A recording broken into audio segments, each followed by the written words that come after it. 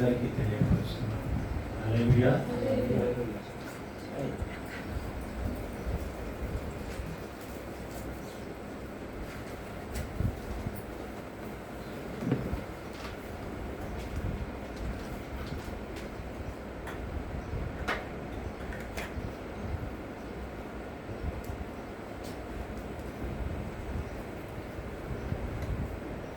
సంతోషంగా ఉన్న వారందరూ హల్లెలూయా.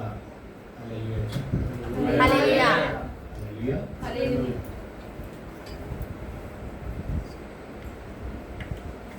ఈ దినము దేవుని కృపను బట్టి మనం ధన్యులం. అవునా? ధన్యులు అన్న వారందరూ బిగ్గరగా హల్లెలూయా. ఆశీర్వాదకరమైన కుటుంబాలతో ఆశీర్వాదకరమైన జీవితంతో మనం అడుగుపెట్టి ఉన్నాం. అవునా? నిజమేనా? మంచిది. పరిశుద్ధ గ్రంథంలో నుండి యోహాను సువార్త 13వ అధ్యాయము 31వ వచనాన్ని గమనించాలి. వాడు వెళ్ళిన తర్వాత యేసు ఇట్లా, ఇప్పుడు మనుష్య కుమారుడు మహిమపరచబడి ఉన్నాడు, దేవుడును ఆయన యందు మహిమపరచబడి ఉన్నాడు. హల్లెలూయా. 17వ అధ్యాయము, అదే యోహాను సువార్త 17వ అధ్యాయము 26వ వచనానికి, నీవు నా యందు ఉంచిన ప్రేమ వాని యందు ఉండునట్లును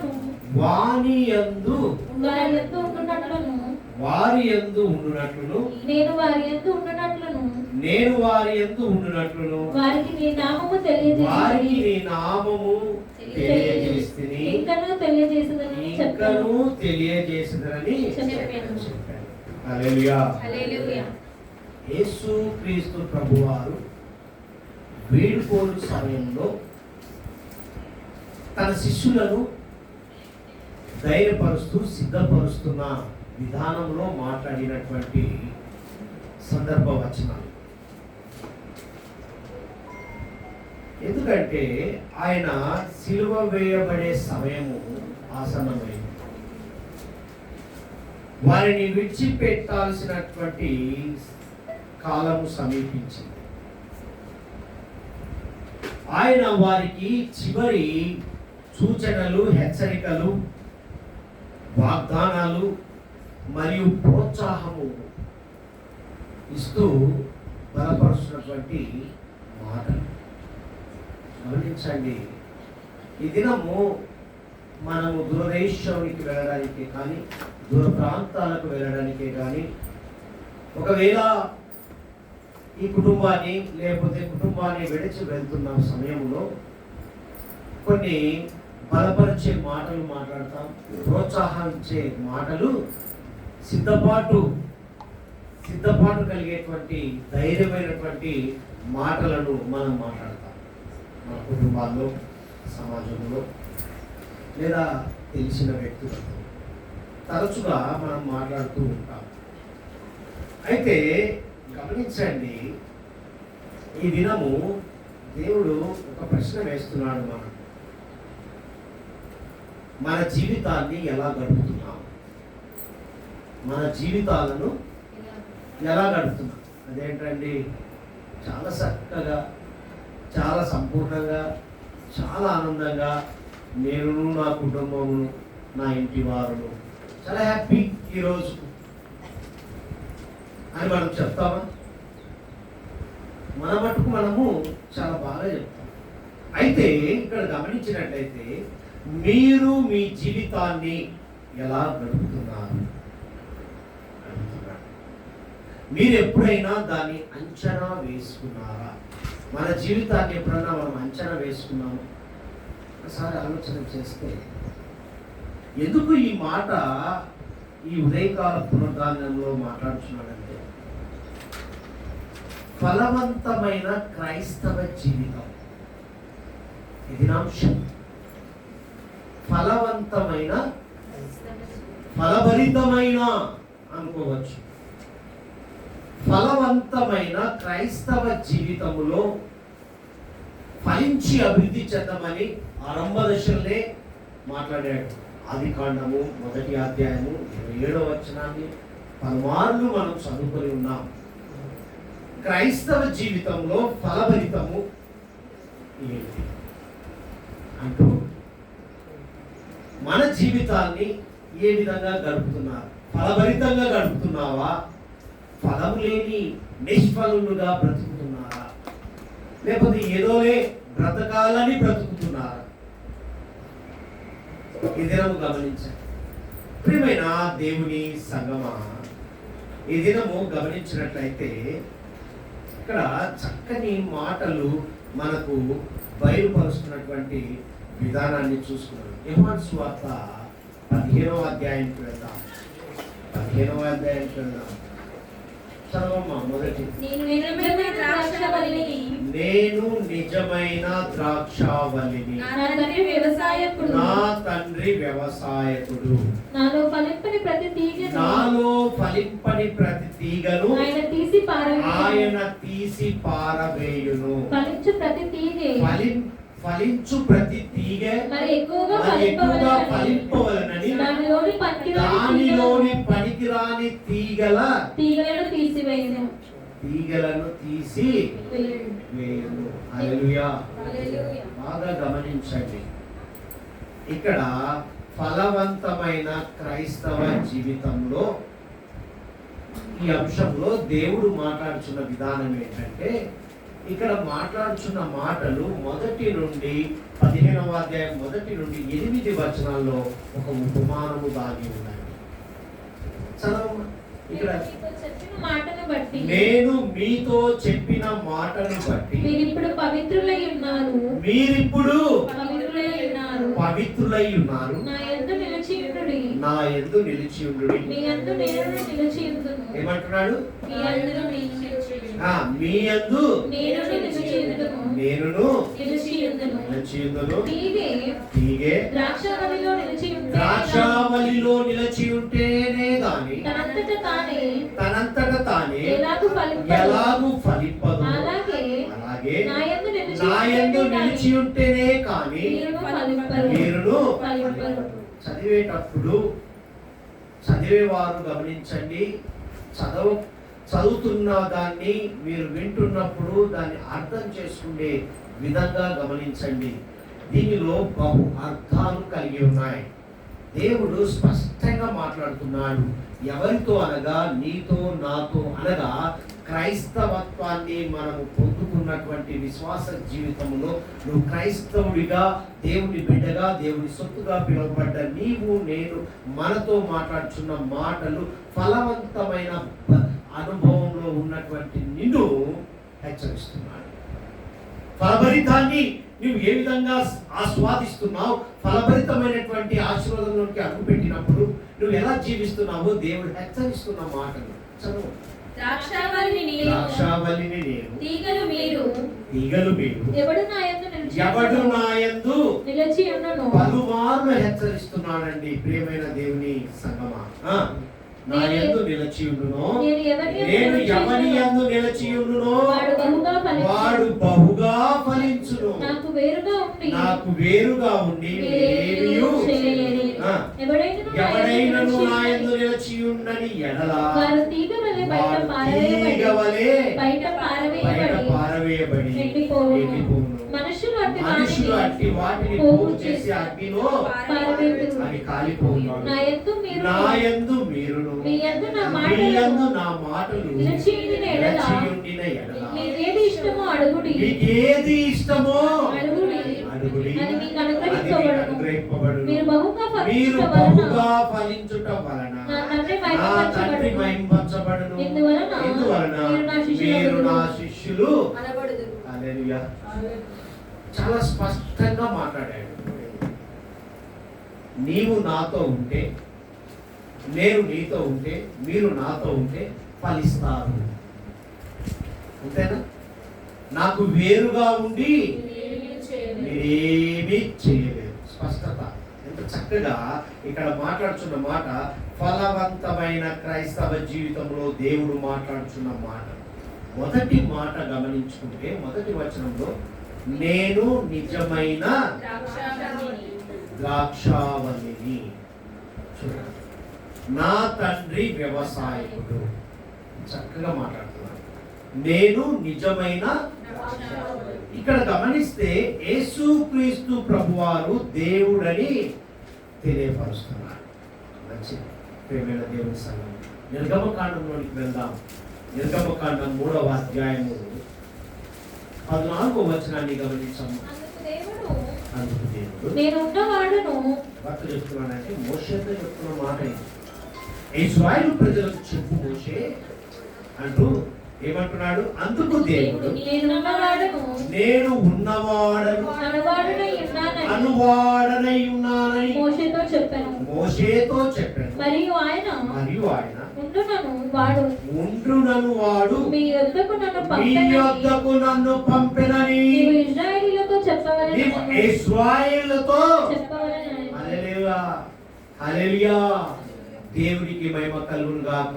ఏమంటున్నాడంటే నేను నిజమైన ద్రాక్షావల్లిని అన్న మాటను గమనిస్తే, నిజమైన దేవుడు మాట్లాడుతున్న మాట 6వ దశనే ఇశ్రాయేలు ప్రజలకు మాట్లాడమని మోషేతో సెలవిస్తున్న మాట ఏంటంటే నేను ఉన్నవాడను అనువాడను. చూడండి మాటలు ఎంత స్పష్టంగా ఉన్నాయి. నేను ఉన్నవాడను అనువాడను. దేవునికి మహిమ కలుగును గాక. ఇక్కడ యేసుక్రీస్తు ప్రభువారు తాను నిజమైన ద్రాక్షావల్లిని చెబుతున్నాడు. మరి ఈరోజు నీవు నేను మనం కూడా నిజమైన ద్రాక్షావల్లి అంటు కట్టిన వారిగా ఉండాలని దేవుని యొక్క ఉద్దేశం. ఆ ద్రాక్షావల్లికి అంటు కట్టబడిన తీగవలే ఉండాలని దేవుని యొక్క ఉద్దేశం. ఇక్కడ గమనించినట్లయితే కీర్తన గ్రంథంలోకి వెళ్దాం. కీర్తనలు 80వ కీర్తనలో ఒక చక్కని మాట వ్రాయబడి ఉందండి. ప్రియమైన దేవుని సంగమా, చూస్తే ఇక్కడ అద్భుతమైన మాట అండి. చూడండి 8వ వచనానికి వెళ్దాం. నీవు ఐగుప్తులో నుండి ఒక ద్రాక్షావల్లిని తెచ్చితివి, అన్యజనులను వెళ్ళగొట్టి దాన్ని నాటితివి, దానికి తగిన స్థలము సిద్ధపరిచితివి, దాని వేరు లోతుగా పారి అది దేశమంతటా వ్యాపించెను, దాని నీడ కొండలను కప్పెను, దాని తీగలు దేవుని దేవదారు వృక్షములను ఆవరించెను, దాని తీగలు సముద్రము వరకు వ్యాపించెను, యూఫ్రటీస్ నది వరకు దాని రెమ్మలు వ్యాపించెను. హల్లెలూయా. నీవు ఐగుప్తులో నుండి ఒక ద్రాక్షావల్లి తెచ్చితివి. హల్లెలూయా. ఆ ద్రాక్షావల్లి అంటు కట్టబడినదిగా కనబడాలని దేవుని యొక్క ఉద్దేశం. ఇశ్రాయేలు ప్రజలను ఉద్దేశించి మాట్లాడుతున్నారు. యెషయా ప్రవక్త కానికి వచ్చేసరికి మాట్లాడుతున్న మాట చూడండి. 5వ అధ్యాయము 7వ వచనంలో వ్రాయబడిన మాట చూద్దాం. ఇశ్రాయేలు వంశము సైన్యములకు అధిపతియగు యెహోవా ద్రాక్ష తోట. హల్లెలూయా. ఎలా అంటదట? ఇశ్రాయేలు వంశము సైన్యములకు అధిపతియగు యెహోవా ద్రాక్ష తోట.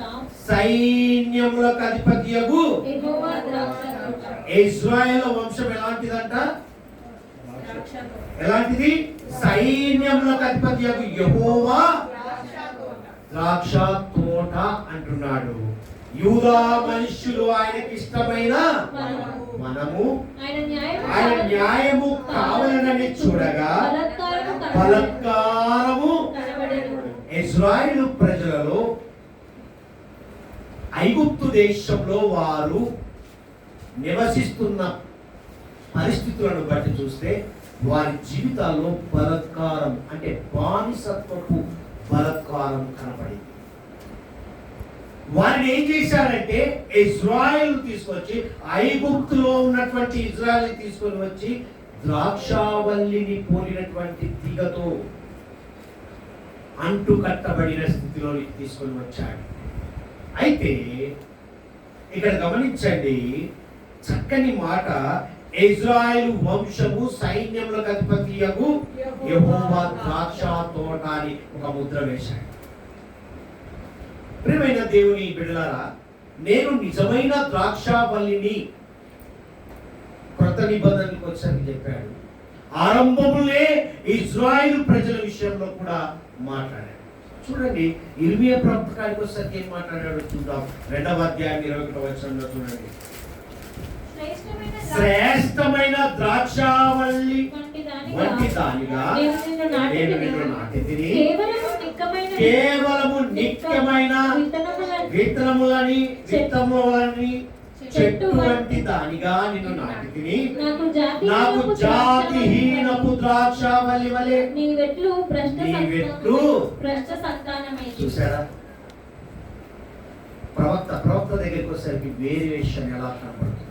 వేరే అంటే నీవు జీవిస్తున్న విధానంలో క్రైస్తవ ఏంటంటే చూడండి, ఫలవంతమైన క్రైస్తవ జీవితంలో ఫలవంతమైనటువంటి ఫలాలు ఫలించే విధంగా ఆశీర్వాదంలోనికి వెళ్ళే స్థితిలో నుండి ఇజ్రాయిల్ ప్రజలను ఐగుప్తు బానిసత్వం నుంచి తీసుకొని వచ్చి నేను ఏమంటున్నా, నా వంశము అని పలికిన దేవుని నోట ప్రవక్త ద్వారా మాట్లాడిన మాట ఇర్మియా ప్రవక్త కాడికి వచ్చేసరికి ఏమంటే, శ్రేష్టమైన నువ్వు ద్రాక్షావల్లివే, నువ్వు శ్రేష్టమైన దానివని ఫలభరితంలో అడుగుపెట్టి ఫలాలు ఫలించే విధంగా ఆశీర్వాదంలో ఉన్నటువంటి నీవు చూడండి, నాకు జాతిహీనపు ద్రాక్షావల్లి వలె నీ వెట్లు భ్రష్ట సంతానమైతివి. హల్లెలూయా.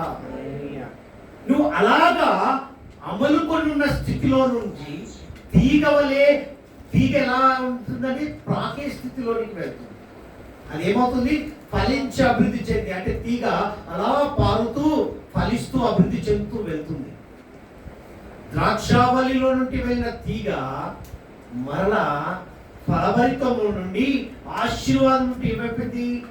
భ్రష్ట సంతానంలోనికి వెళ్ళింది. అంటే ఆశీర్వాదాన్ని కోల్పోయే స్థితిలోనికి వెళ్ళింది అని దేవుని యొక్క ఉద్దేశాన్ని బయలుపరచాడు. ఇది ఎందుకు పాత నిబంధనలోనే ధర్మశాస్త్రంలో నుంచే మాట్లాడిన విధానాన్ని గమనిస్తే ఇశ్రాయేలు ప్రజలను చూడండి ఎన్నుకోబడిన ద్రాక్షావల్లిగా చూపించాడు.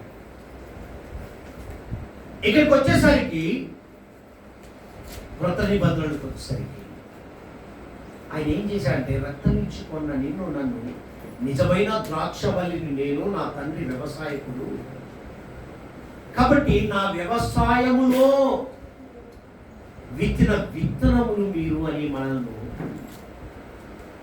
మాట్లాడుతున్నారు. అంటే అక్కడే చూడండి, ఆరంభములే వారిని ద్రాక్షావల్లిగా ఎన్నుకోబడ్డ స్థితిలో కనపరిచాడు. ఇజ్రాయెల్ ప్రజలు వంశాన్ని ద్రాక్ష తోట అని మాట్లాడాడు. ఇక్కడ గమనిస్తే దేవుడు మాట్లాడుతున్న మాటలు ఏంటంటే, తోటమాలిగా ఫలించే మరియు ఫలించని. చూడండి 15వ అధ్యాయంలోకి వెళ్దాం, యోహాను సువార్తలోకి వెళ్దాం. చక్కని మాటలు ఇక్కడ బయలుపరచబడిన మాటలు చూద్దాం. 15వ అధ్యాయంలో చూడండి, నేను నిజమైన ద్రాక్షావల్లిని, నా తండ్రి వ్యవసాయకుడు, నాలో ఫలింపని ప్రతి తీగను ఆయన తీసి. అంటే అర్థం ఏంటంటే, దేవుడు తోటమాలిగా ఫలించే, చూడండి తోటమాలిగా పని చేస్తూ ఫలించే మరియు ఫలించని కొమ్మలపై ఏం చేస్తున్నాడు తెలుసా? పదునైన కత్తిని పెడుతున్నాడు. ఆ కత్తిని ఉపయోగిస్తున్నాడు. ఫలించని వాటిని నరికివేసి వాటిని తీసివేస్తున్నాడు. ఇక్కడ రాయబడిన మాట చూడండి, ఫలించు ప్రతి తీగ మరి ఎక్కువగా, అంటే ఆయన తీసి పారవేయును. ఏమంటారు? నాలో ఫలింపని ప్రతి తీగను ఆయన తీసి పారవేయును. ఫలించు ప్రతి తీగ మరి ఎక్కువగా. మనం ఏం చేస్తాం? కొంచెం వాడిపోయినట్టుగా దాన్ని కత్తరించేది, అది పక్కన బాగా ఫలిస్తుందండి. దేవుని ఉద్దేశం కూడా అదే. నీలో ఫలించని ఆత్మీయ స్థితిని దేవుడు తీసివేస్తాడు. దేవుని యొక్క ఉద్దేశం ఇక్కడ కూడా ఏమంటున్నాడు అంటే, ఫలించని వాటిని నరికివేసి తొలగించినప్పుడు ఫలాలు దిగబడాలి, అంటే చూడండి ఇంకా అభివృద్ధి చెందాలని మరి ఎక్కువగా పెంచడానికి ఫలించే కొమ్మలను నరికేస్తాడు. చూడండి, దేవుని కృపగా ఇక్కడ గమనించండి. మన ప్రేమ గల యేసుక్రీస్తు ప్రభువారు కత్తరించే కత్తిని ఉపయోగిస్తున్నాడు మన మీద. ఎందుకో తెలుసా? నీకు ఆశీర్వాదాన్ని ఏ విధంగా అందించాడో, నువ్వు ఎలాంటి స్థితిలో ఉన్నటువంటి వ్యక్తిని, బానిసత్వంలో ఉన్నటువంటి వ్యక్తిని తీసుకొచ్చి ఫలించి అభివృద్ధి స్థితిలోనికి తీసుకొచ్చాడు. అంటే నీ మొదటి స్థితి కన్నా ఇప్పుడున్న స్థితి ఎలాంటిదండి? ఒకసారి చూసుకుంటే, అంటే అటువంటి స్థితిలోకి తీసుకొచ్చినప్పుడు నువ్వు ఎలా ఉండాలి?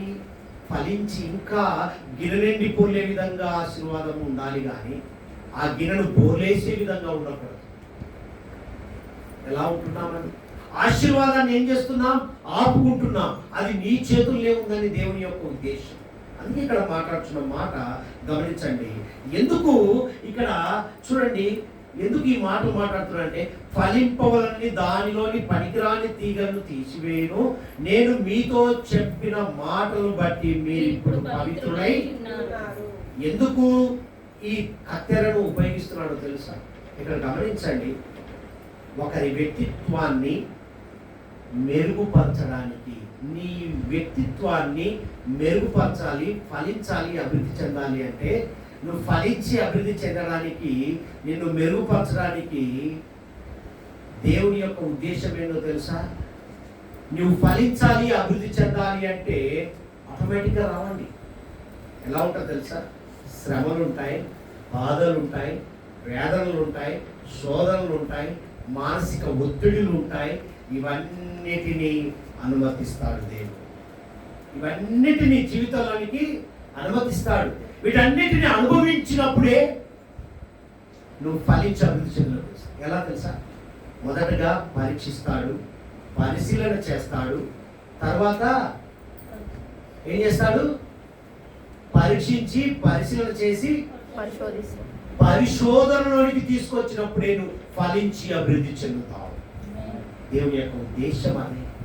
ఇశ్రాయేలు ప్రజలను ఆరంభ దశలో తీసుకుని వచ్చి నా ద్రాక్ష తోటగా వంశాన్ని విత్తిన దేవుడు యెషయాతో మాట్లాడాడు. ఇర్మియా కాడికి వచ్చేసరికి, ప్రవక్త కాడికి వచ్చేసరికి భ్రష్ట సంతానమా అన్నాడు. అంటే ఆ ఫలించి అభివృద్ధి చెందే క్రమంలో నువ్వేమైతుంటే భ్రష్టత్వాన్ని పొందుకుంటున్నావు, దేవుని యొక్క ఉద్దేశాన్ని పక్కకు పెడుతున్నావు. నీ ఆశీర్వాదాన్ని చూసుకొని నువ్వేం చేస్తున్నావు అంటే ఆశీర్వాదంలోనికి దిగిపోతున్నావే కానీ ఆలోచన విధానంలోనికి దిగటం లేదు. దేవుని యొక్క ఉద్దేశాన్ని గమనించడం లేదు. దేవుని యొక్క ఉద్దేశము నువ్వు ఆశీర్వాదం పొంది ఫలించి అభివృద్ధి చెంది భూమిని విస్తరించమని చెప్పాడు కదా, నేను భూమిని విస్తరించే పనిలో ఉంటున్నాను అనుకుంటున్నావే కానీ నువ్వు ఆశీర్వాదము పొందుకున్న తర్వాత విశాలత కోరుకోవట్లేదు.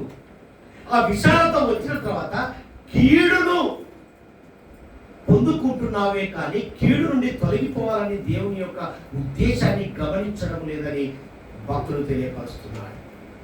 ఈ దినము గమనించండి, ఒకరి వ్యక్తిత్వాన్ని మెరుగుపరచడానికి శ్రమలు తీసుకొస్తున్నాడు దేవుడు. ఈ దినము నాకే ఎందుకు వస్తున్నాయి శ్రమలు, నాకే ఎందుకు వస్తున్నాయి వేదనలు, నాకే ఎందుకు వస్తున్నాయి మానసిక ఒత్తిడిలు అని అనుకుంటున్నావేమో. నీ వ్యక్తిత్వాన్ని మెరుగుపరచడానికి కొరకే, నేను ఇంకా ఆశీర్వాదంలోనికి తీసుకువెళ్ళడానికి కొరకే. ప్రియమైన దేవుని సంగమా, అందుకే హెబ్రీ సంఘముతో పౌలు భక్తుడు చక్కగా మాట్లాడతాడు. 12వ అధ్యాయంలోకి వెళ్ళండి. హెబ్రీయులకు రాసిన పత్రిక 12వ అధ్యాయం 11వ వచనాన్ని ఒక్కసారి గమనించండి. మరియు ప్రస్తుతమందు సమస్త శిక్షయు దుఃఖకరముగా కనబడునే గాని, హల్లెలూయా, ఇప్పుడు నువ్వు అనుభవిస్తున్నటువంటి శ్రమ, నువ్వు అనుభవిస్తున్నటువంటి శోధన, మనం అనుభవిస్తున్నటువంటి వేదన, చెప్పుకోలేని సమస్యలు, మానసిక ఒత్తిడిలు, అనారోగ్య ఒత్తిడిలు, ఇవన్నీ ప్రస్తుత మరియు ప్రస్తుతమందు సమస్త ఈ శిక్ష, ఏ శిక్ష? ఇప్పుడు అనుభవిస్తున్నటువంటిది.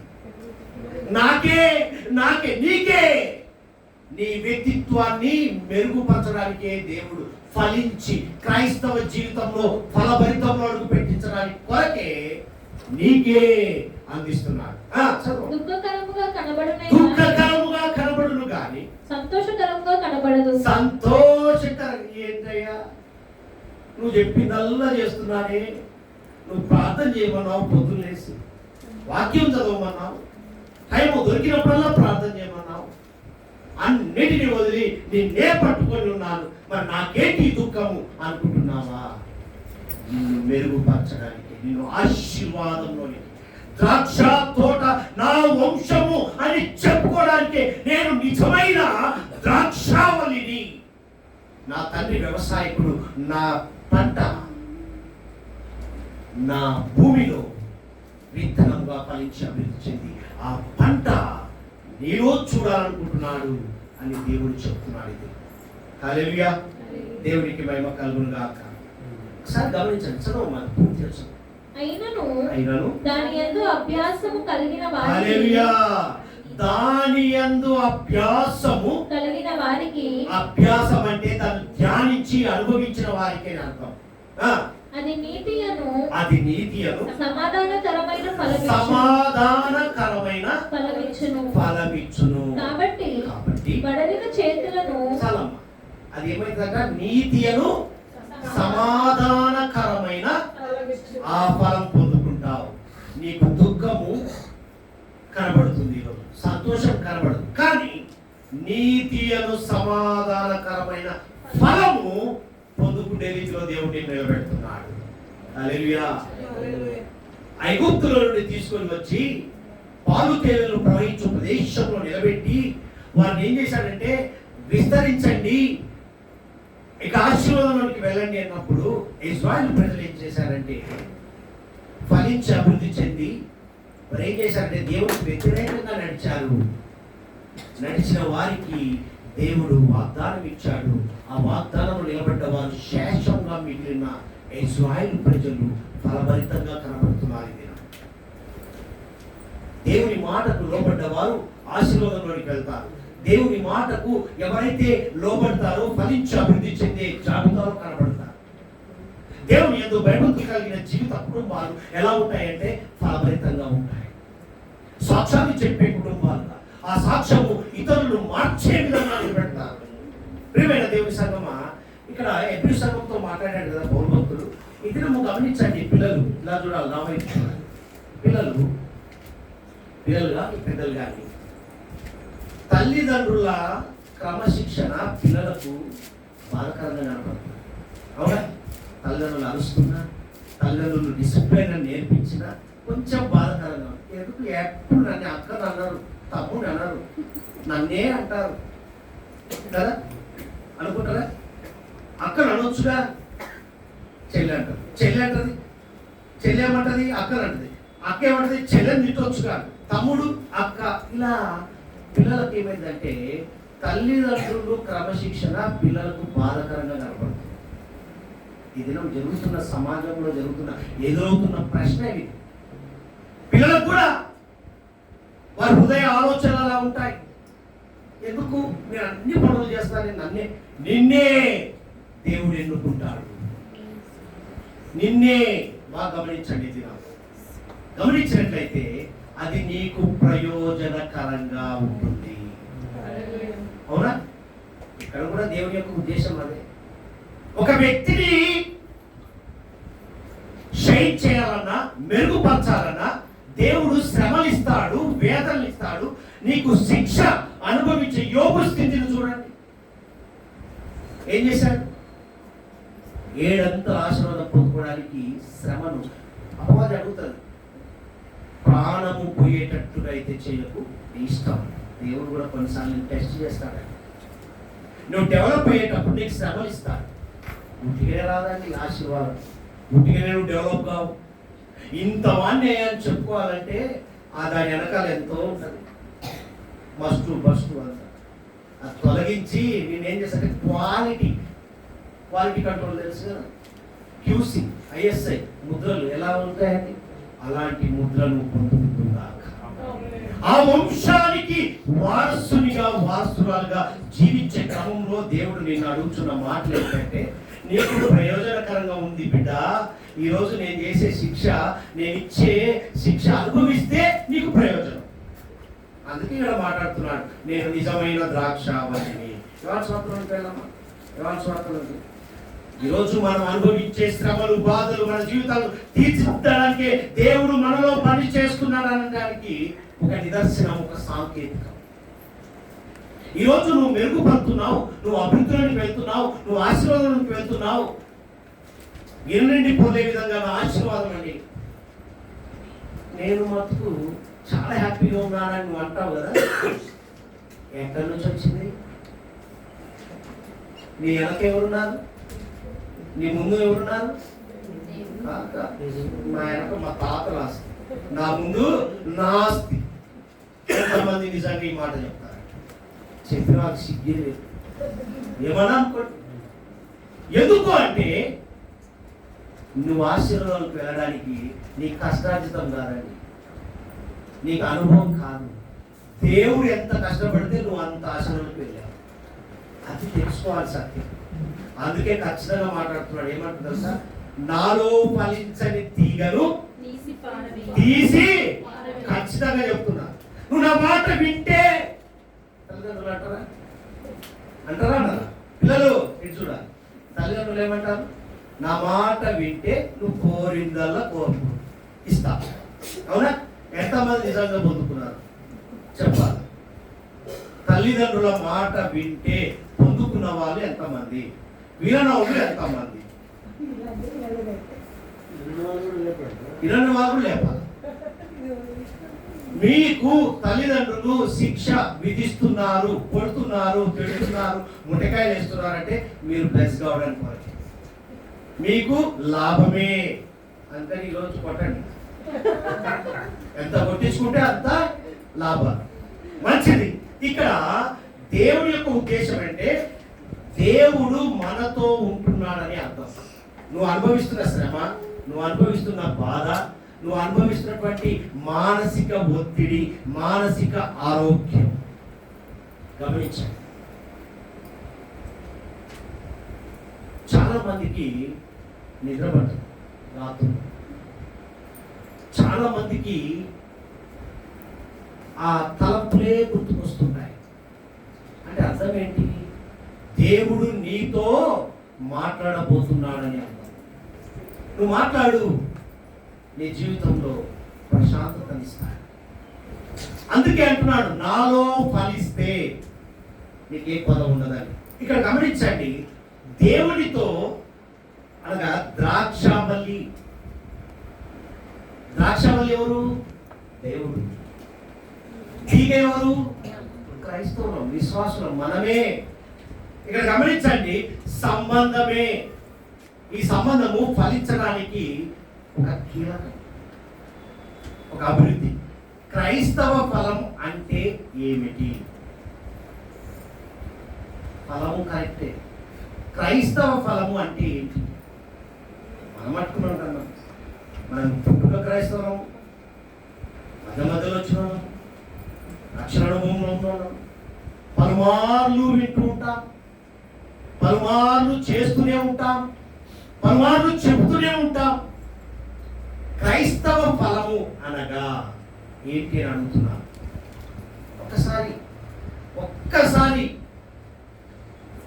నీ శ్రమను గుర్తు చేసుకో, నీ వేదనను గుర్తు చేసుకో, నీ బాధను గుర్తు చేసుకో, నీ ఒత్తిడిని గుర్తు చేసుకో.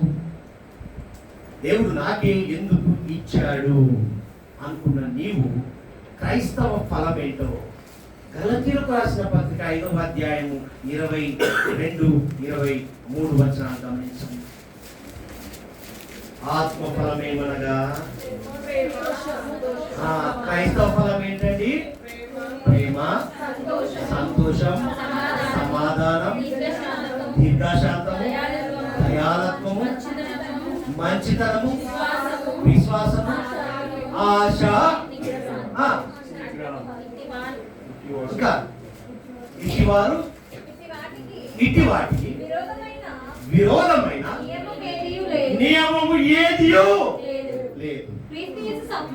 క్రీస్తు యేసు సంబంధులు శరీరమును దాని ఇచ్చలతోను దురాశలతోను సిలువ వేసి ఉన్నారు. సిలువ వేసి ఉన్నారు. క్రైస్తవ ఫలములో ఇవి లేక ఫలభరితమైన జీవితంలో అడుగు పెట్టలేకపోతున్నారు.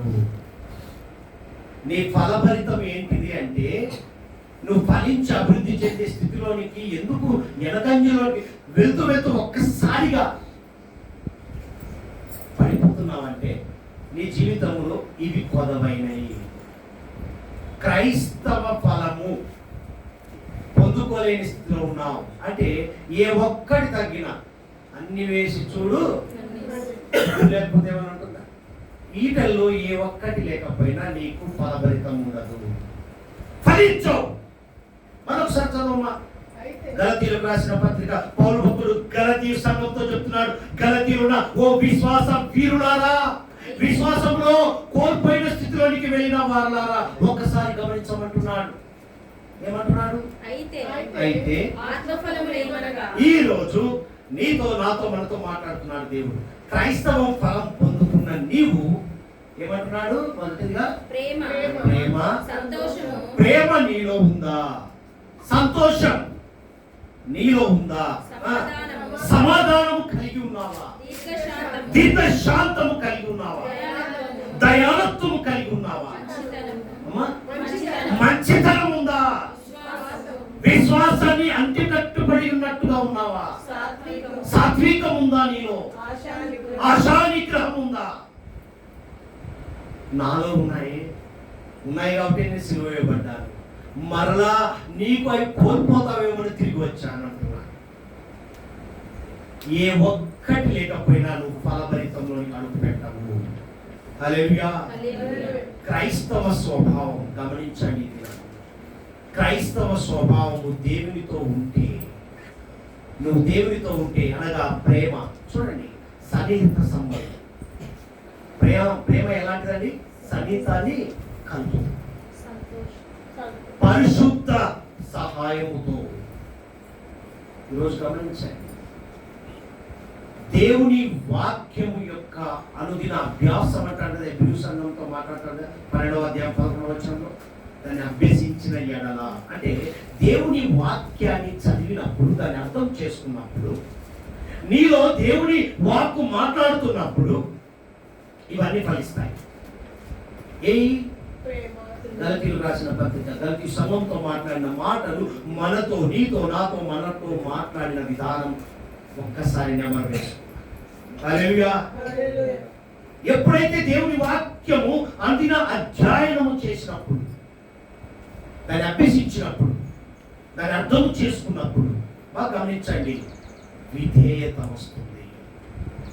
దేవుని మాటలు ఎప్పుడైతే నువ్వు అర్థం చేసుకుంటావో నీలో ఆటోమేటిక్ ఏమొస్తుందండి? విధేయత, లోబడే తత్వం వస్తుంది. అప్పుడే ప్రేమ ఉంటుంది, అన్నీ ఉంటాయి. మనం అన్నీ ఉంటాయి, వాటిని ఏం చేస్తున్నామో తెలుసా?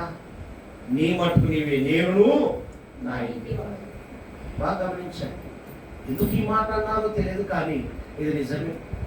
ఈరోజు గమనించినట్లయితే ఏమంటారంటే 10వ అధ్యాయంలో చూడండి, 10వ అధ్యాయం మొదటి 10వ అధ్యాయంలో చూడండి, ఇక్కడ ఏమంటున్నాడు? ఇక్కడ ఒక మాట రాయబడిందండి, నేను మీతో చెప్పిన మాటను బట్టి మీరిప్పుడు పవిత్రులు ఎప్పుడవుతారు?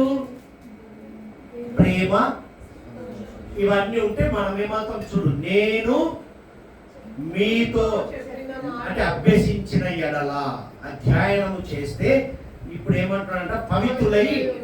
ఇవన్నీ కలిగి ఉంటే పవిత్రులైతాం. పవిత్రులైన తర్వాత ఫలభరితంలోనికి వెళ్తాం. పవిత్రంగా ఉన్నప్పుడు ఫలభరితం వస్తుందా? బ్లెస్సింగ్ వస్తుందా? కాలేజీలో కానీ, స్కూళ్ళల్లో కానీ, ఇంకా హైయర్ ఎడ్యుకేషన్లోకి వెళ్ళినప్పుడు బోనాఫైడ్ మామూలే. కాండక్ట్ అని ఒకటి ఇస్తారు, కాండక్ట్ సర్టిఫికేట్. ఎందుకు ఇస్తారని? నీ ఒబీడియంట్ను బట్టి, నీ ప్రవర్తనను బట్టి. మరి దేవుని యొక్క ఉద్దేశం కూడా నిన్ను ఆశీర్వాదంలో తీసుకురావాలి అంటే, నిన్ను అక్కడి నుంచి సరే నీకున్న శ్రమల నుంచి విడుదల చేయమని అడిగావు, శోధనలు వేదనలు తొలగించమని అడిగావు.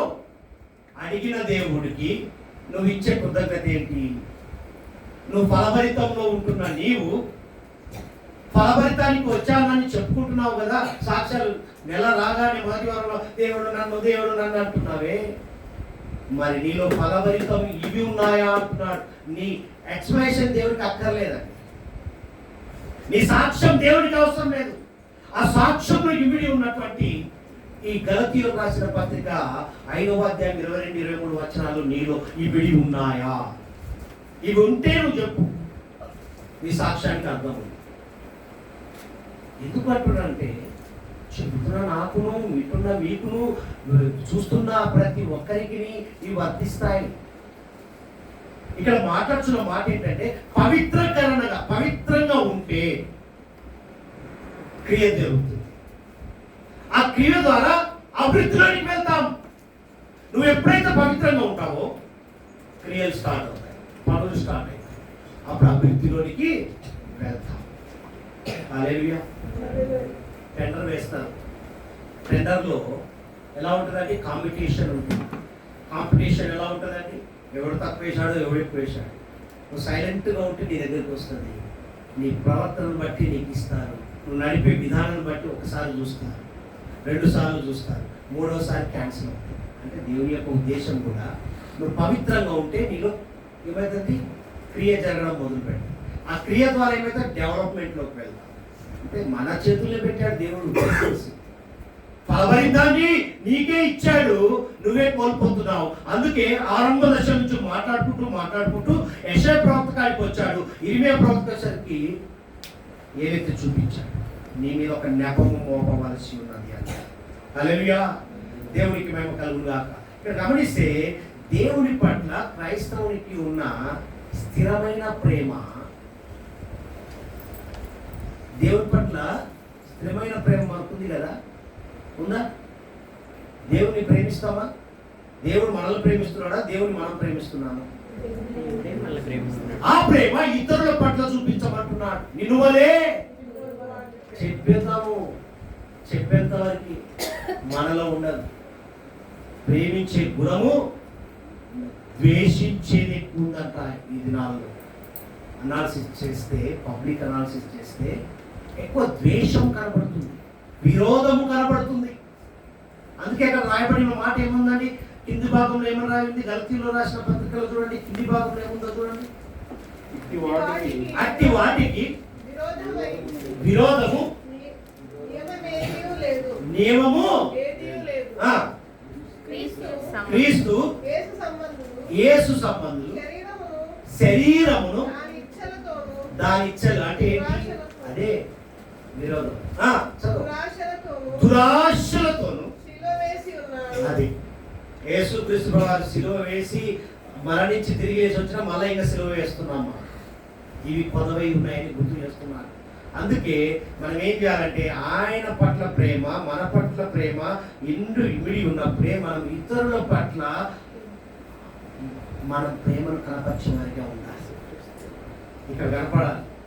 ఆ ప్రేమ నీలో కనబడాలని దేవుని యొక్క ఉద్దేశం. అందుకే ఇక్కడ రాయబడిన మాట చూడండి, ఏమంటున్నాడు, నా యందు మీరును మీ యందు నా మాటలను నిలిచి ఉండిన ఎడల మీకు ఏది ఇష్టమో హల్లెలూయా అప్పుడు అడగమంటున్నాడు.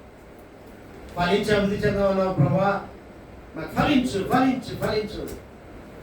నువ్వు ఫలించే తీగగా నేను పెట్టుకున్నాడు దేవుడు. ఆ ఫలించే క్రమంలో లేవే, ప్రేమించే గుణము లేదు నీలో, సాత్వికము లేదు, దయాలత్వము లేదు. ఇంకెక్కడి నుంచి వస్తుంది ఫలభరితం? అందుకే ఇక్కడ అంటున్న మాట, ప్రేమ అనేది తండ్రి ద్వారా కుమారుడు పొందుకున్నాడు, కుమారుని ద్వారా మనం పొందుకున్నాం. ఆ ప్రేమను ఇతరులకు కనపరిచే వారిగా ఉండాలి దేవుని యొక్క ఉద్దేశం. ఆయనను అనుసరించేవారు ఎవరిని? యేసుక్రీస్తు ప్రభువారిని అనుసరించే క్రమములో క్రైస్తవ బిడ్డలుగా, విశ్వాస వీరులుగా, ఆయన కుమార్తెగా, కుమారునిగా ముద్ర వేసుకున్న ఆయన వంశ వీరులుగా ఈరోజు ఆయన అడుగుచున్న మాట ఏంటంటే, ఆయనతో అనేకమై ద్రాక్షావల్లిని నేను తీగలు మీరు అన్నాడు కదా, ఆ తీగలు ఈ ద్రాక్షావళిని మమేకంగా అడ్డుకట్టబడి ఉంటే మనం ఏం చేయాలి అంటే, తండ్రి కుమారునికి ఏ విధంగా అంటుకట్టబడి ఉన్నాడో, తండ్రి చెప్పిన మాటకు లోబడి లోకాన్ని జయించినటువంటి సాక్షిగా నిలబడినటువంటి యేసుక్రీస్తు ప్రభువారి బిడ్డలుగా మనం కూడా స్థిరత్వంలోనికి వెళ్ళాలి. ఏ స్థిరత్వము? ఏ స్థిరత్వము? 22, 23 వచనాల్లో నిలబడ్డ స్థిరత్వం కలిగి ఉండాలి. అప్పుడే మనం ఏం చేస్తామంటే స్థిరమైన సంబంధం యొక్క ఫలభరితాన్ని పొందుకుంటాం. నువ్వు ఎప్పుడైతే ఆ స్థిరంలోనికి వెళ్తావో ఫలభరితంలోనికి వెళ్తావు. వెళ్ళినప్పుడే నీలో నాలో మనకేమొస్తుందండి? ఫలవంతమైన క్రైస్తవ జీవితానుభవంలోనికి వెళ్తాం. ఇక్కడ చదువు 9వ వచనం చదువు.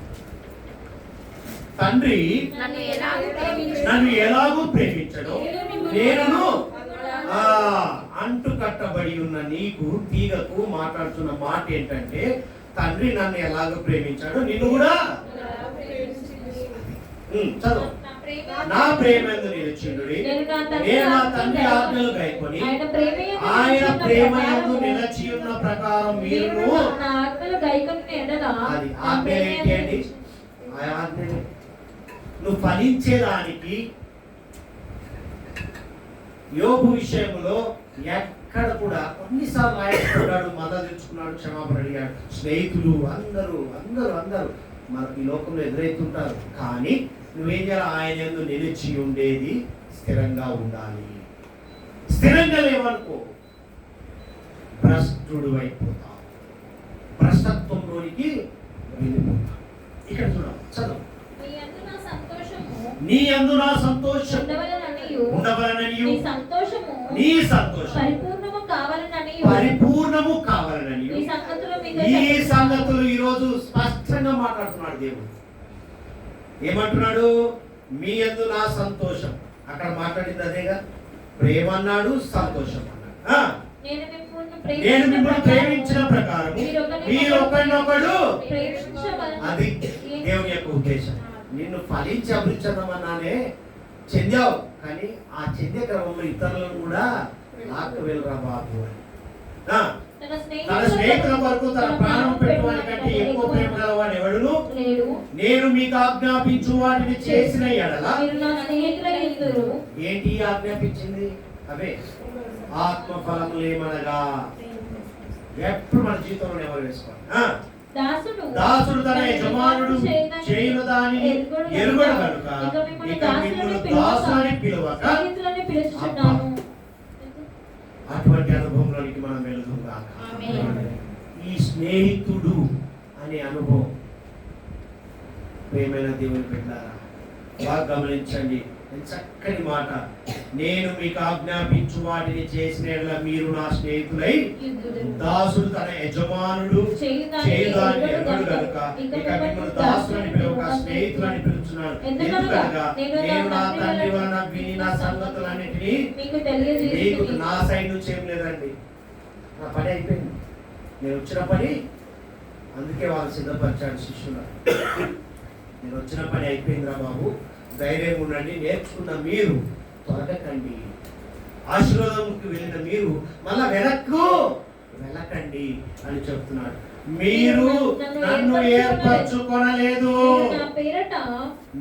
మీరు నా పేరట తండ్రి ఏమి అడుగుదురో అది ఆయన మీకు అనుగ్రహించినట్లు మీరు వెళ్ళి ఫలించుటకును మీ ఫలము నిలిచినటకును నేను మిమ్మును. అది ఆయన మనం ఏర్పరచుకోలేదు, ఆయన మనల్ని నా సొత్తు అన్నాడు. ప్రియమైన దేవుని సంగమా, చివరిగా చూడమ్మా, మీరు ఒకరినొకడు ప్రేమింపవలనని ఈ సంగతులు. ప్రేమ లేదు, ఆశీర్వాదములోనికే వెళ్తున్నాం, ఫలించే పనిలోనే ఉంటున్నావు. ఆ ఫలించే పనిలో ప్రేమను కోల్పోతున్నారు. ఇతరులను మర్చిపోయావు, నీ సొంత వాళ్ళని మర్చిపోయావు అని దేవుడు గుర్తు చేస్తున్నాడు ఈ దినం. ప్రియమైన దేవుని సంగమా, ఫలవంతమైన క్రైస్తవ జీవితంలో ప్రేమను కోల్పోకు, సంతోషాన్ని కోల్పోకు. గలతీయులకు రాసిన పత్రిక 5వ అధ్యాయం 22, 23 వచనాలు. నువ్వు ఎప్పుడైతే అంటి పెట్టుకుని ఉంటావో, నేను నిజమైన ద్రాక్షవల్లిని,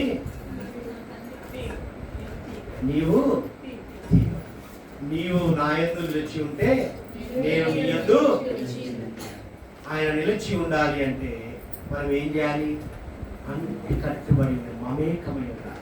ఆ మమేకం అంటే తండ్రి కుమారుని మీద ఏ ప్రేమ చూపించాడో, కుమారుడు మన మీద ఏ ప్రేమ చూపించాడో, ఆ ప్రేమను ఇతరుల పట్ల మనం కూడా కనపరిచేవారిగా ఉన్నప్పుడే నీవు ఫలభరితమైన ఆశీర్వాదం, క్రైస్తవ ఫలభరితంలోనికి, క్రైస్తవత్వంలో, విశ్వాసంలో నువ్వు జీవిస్తున్న విధానంలో పొందుతున్న ఫలభరితము ఇతరులకు ట్రాన్స్ఫర్ అవునుగాక. హల్లెలూయా. ఫలవంతమైన క్రైస్తవ జీవితంలో అడుగుపెట్టిన నీవు ఈరోజు ఫలభరితంగా జీవించాలి అంటే ఇవి కోల్పోకూడదు. వీటిను పాటించిన ఎడల, అనుసరించిన ఎడల నేను మీతో నిత్యము జీవిస్తాను, నడిపిస్తాను, ఫలభరితంలోనికి నీవు ఎప్పుడు కూడా వెనకంజ వేయమని దేవుని యొక్క ఉద్దేశాన్ని బయలుపరచాలి. దేవుడి మాటలు దీవించు.